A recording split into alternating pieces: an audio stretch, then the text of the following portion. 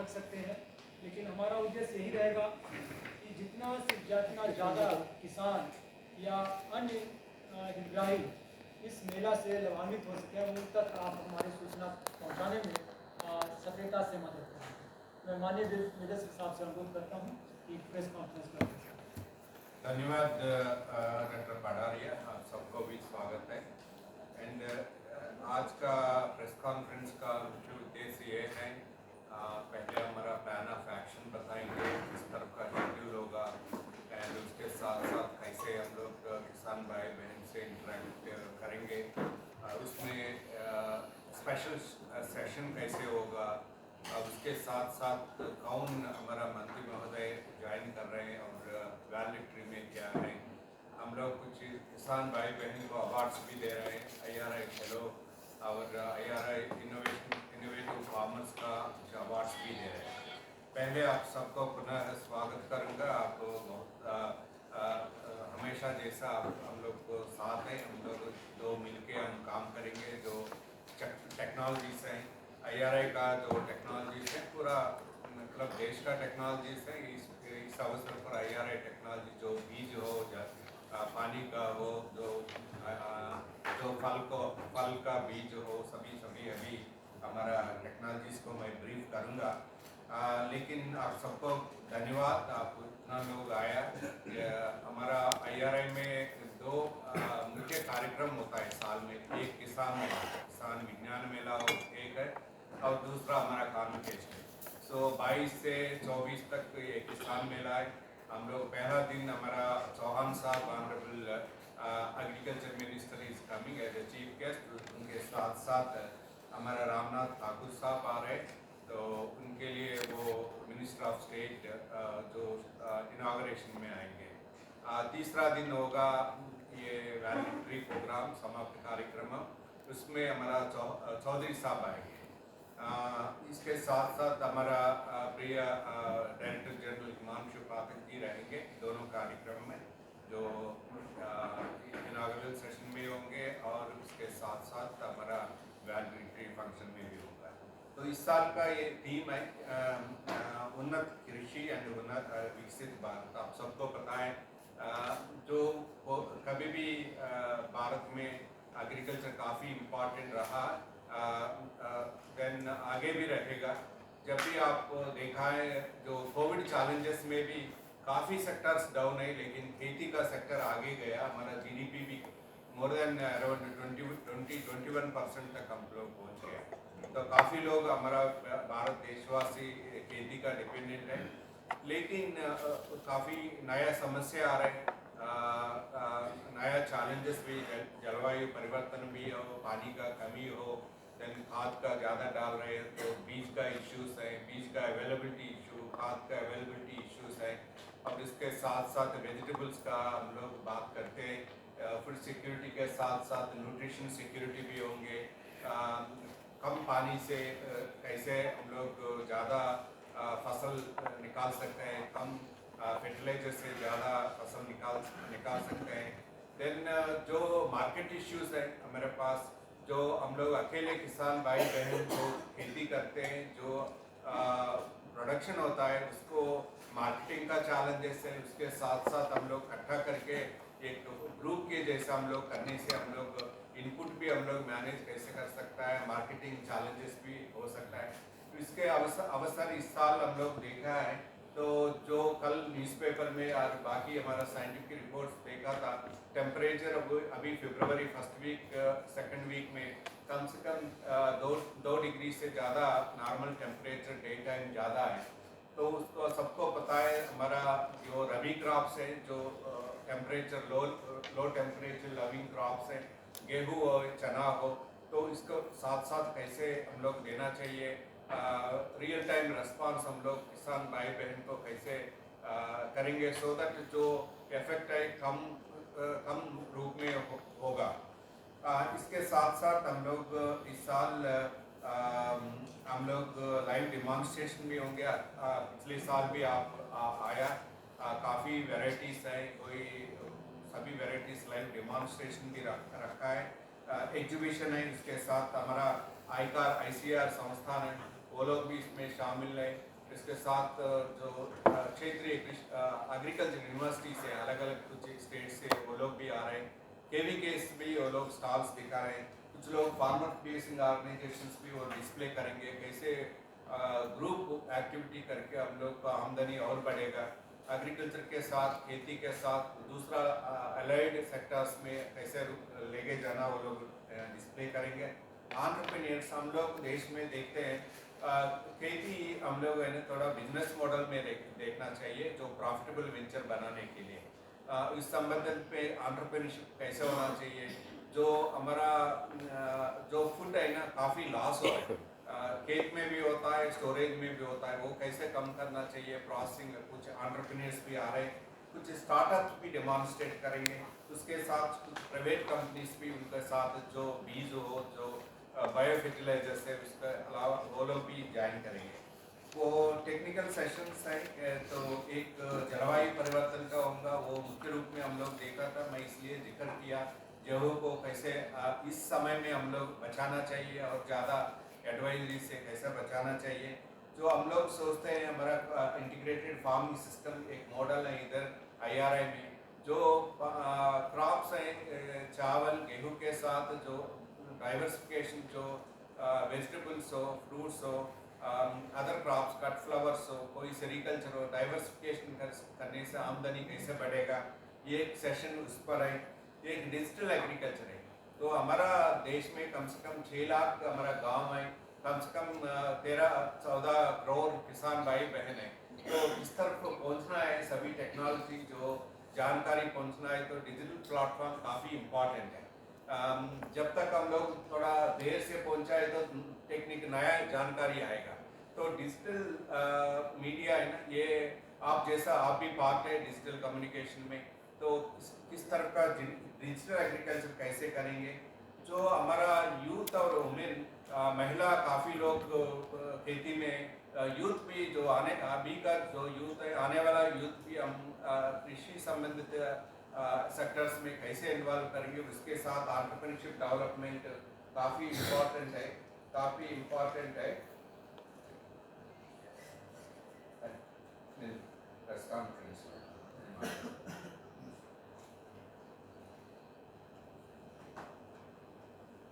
इसके साथ साथ एग्रीकल्चर मार्केटिंग का हम लोग संबोधित करेंगे। एंड फार्मर, जैसा कहा, farmer producing organisation, startups and farmers innovation, ये तीनों सेशंस, 3-4 सेशंस होंगे। इसके साथ साथ एक इनोवेटिव फार्मर्स का इंटरेक्शन होगा। हम ये भी सोच रहे हैं, हम लोग पिछले कितना साल से 10 साल से हम लोग IRI का जो फेलो फार्मर्स भी हम लोग दे रहे हैं, इनोवेटिव फार्मर्स अवार्ड्स भी दे रहे हैं। लेकिन जो अवार्ड देना, उनको सेलिब्रेट करना एक बात है, लेकिन हमारा भाई बहन जो हम लोग IRI का फार्मर्स के रूप में एक इंस्पायरिंग मोटिवेशन फार्मर्स के लिए चुन लिया, तो वो लोग उनका इम्पैक्ट क्या है। हम इसके साथ साथ भी हमारा पढ़ाई साहब हम लोग रिसेंटली डिस्कस किया, जो किसान दिवस होता है ना नवंबर-दिसंबर में, आप सबको इनवाइट करेंगे उसमें, और 2 दिन एक डिस्कशन होगा, वो लोग प्रेजेंट करेंगे। अगर वो इनोवेटिव टेक्नोलॉजी कोई बनाया, कोई बिहार में फॉर एग्जांपल नालंदा में किया, नहीं तो बक्सर में किया, लेकिन मुजफ्फरपुर में किया, उस जिला में कहाँ तक पहुँचे उनका टेक्नोलॉजीज, जो similar ecosystem. Similarly Andhra Pradesh में गए, गुंटूर में गए, तो अलग अलग क्रॉप्स हैं। तो एक किसान जो इनोवेटिव फार्मर उनका खेत में किया, वो बाकी लोगों को कैसे, ये एक रूप में ट्रांसफर ऑफ टेक्नोलॉजी है। ये एक लीड फार्मर है, एक इंस्पायरिंग फार्मर बोल सकता है, एक मॉडल फार्मर बोल सकता है। तो उसका इस वजह से थोड़ा हमारा transfer of technology fast track में होगा। एंड आप सबको पता है, हम साइंटिस्ट हैं, हम लोग बोलेंगे, तो बोलने से जो ट्रांसफर ऑफ टेक्नोलॉजी दूसरा फार्मर किस रूप में लेंगे, तो दूसरा फार्मर अलग फार्मर को बोलने से उनका उम्मीद ज़्यादा होगा, उनका कॉन्फिडेंस भी ज़्यादा होगा। तो इस रूप में हम लोग आगे का भी प्लान करेंगे, आपका उसमें भी राय लेंगे कैसे करना चाहिए। जब वो लोग करेंगे, आपको भी मेरा विनती है, फिर आप कुछ आइडियाज़ भी दे सकते हैं। इस 2 दिन का 3 दिन का कैसे हम मिलके आगे लेके जाएंगे, वो भी करेंगे। देन इसके साथ साथ इस पूसा विज्ञान किसान मेला में सेल ऑफ पूसा सीड्स है। आप सभी साल हमारा पूसा सीड के काफ़ी डिमांड होता है, आप सबको पता है। वो अभी कंटिन्यू होगा। देन ऑन स्पॉट एडवाइजरीज जैसा ये भी करेंगे। तो थोड़ा संक्षिप्त में हमसे आपसे डिटेल्स नहीं बात करूँगा, लेकिन जो बीज काफ़ी इम्पोर्टेंट है। इस साल हम लोग पिछले साल हम लोग कम से कम 27 crop cultivars and 10 different crops, जो गेहूँ हो, चावल हो, मक्का हो, पेल मिलेट हो, चिकपी, पिजन पी, ये सभी हम लोग उसमें रिलीज हुआ एंड इसके बारे में कहेंगे। एंड इसके साथ साथ आप सबको पता है सितंबर में हमारा आदरणीय प्राइम मिनिस्टर साहब इधर हम कम से कम 2 घंटे से ज़्यादा हमारा फील्ड देखा था, इंटरेक्शन किया है एंड अलग अलग क्रॉप में। इसके साथ साथ फार्मर्स को भी इंटरेक्ट किया, उनका फर्स्ट हैंड इंफॉर्मेशन सुनने के लिए उनका इफेक्ट क्या होगा। तो वो 10 वेराइटीज़ का संबंध में हम लोग ये डिस्प्ले करेंगे और उसके साथ में जानकारी भी देंगे। तो चावल के बारे में आप सबको पता है, IRA काफ़ी ब्रांडिंग है, बासमती वेराइटीज़ हैं, काफ़ी एक्सपोर्ट्स भी हो रहे हैं।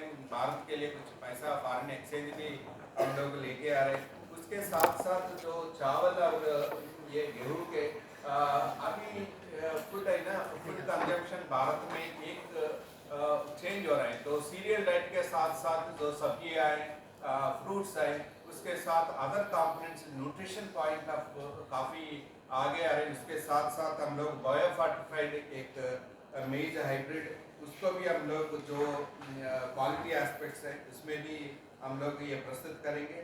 सिमिलरली अभी आप देखा होगा अभी बजट में काफ़ी वो लोग प्रायोरिटी किया, तो ऑयल सीड्स पोल्यूशन का, कंसम्पशन का ये किया।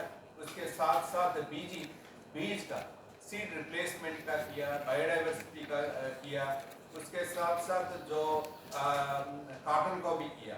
तो इस टेकिंग फॉरवर्ड ये बजट प्रायोरिटीज हम लोग ये भी प्रस्तुत करेंगे। जो जानकारी IRA में अवेलेबल है वो भी हम लोग शेयर करेंगे।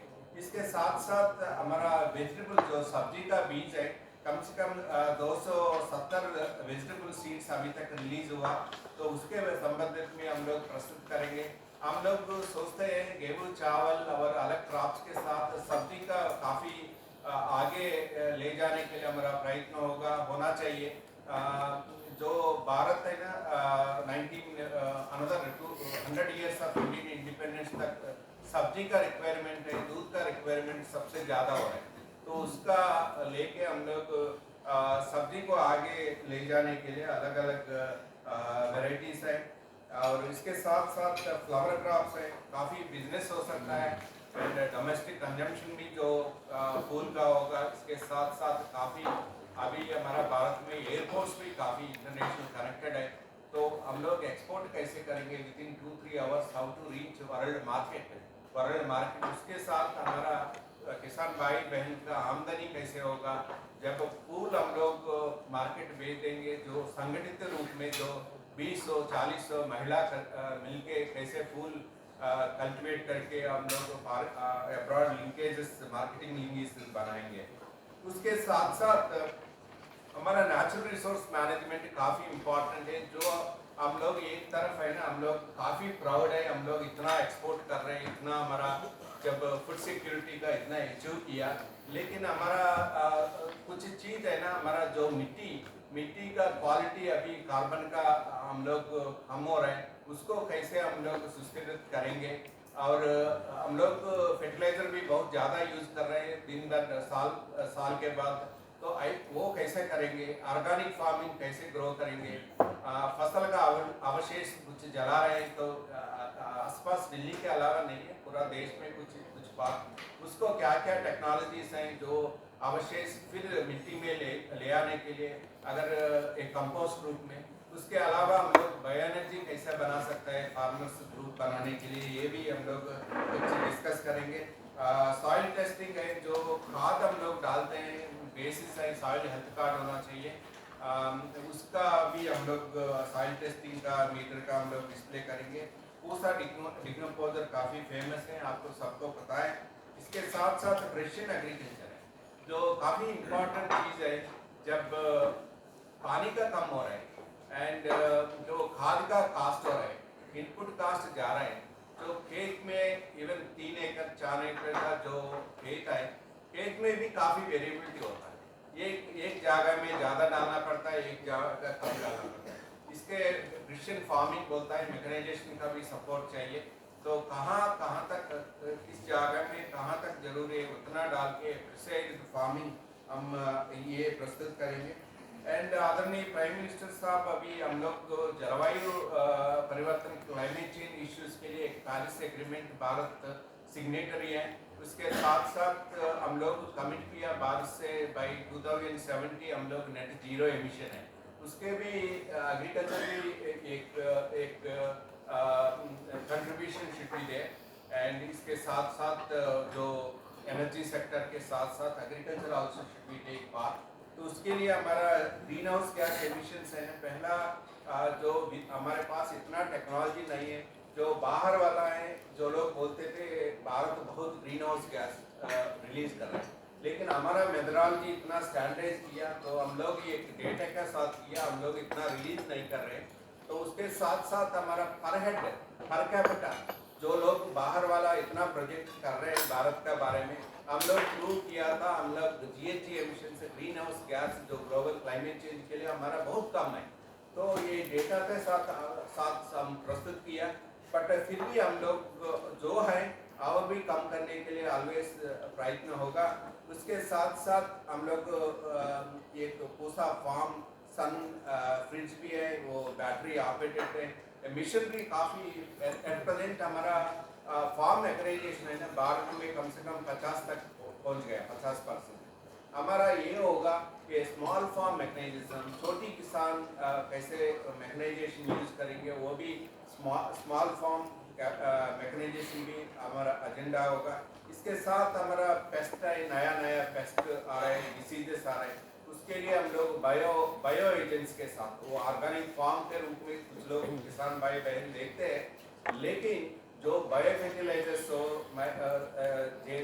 बायो इनोकुलेंट्स है, उसके साथ साथ हम लोग खेती आगे कैसे लेके मुख्य रूप में जो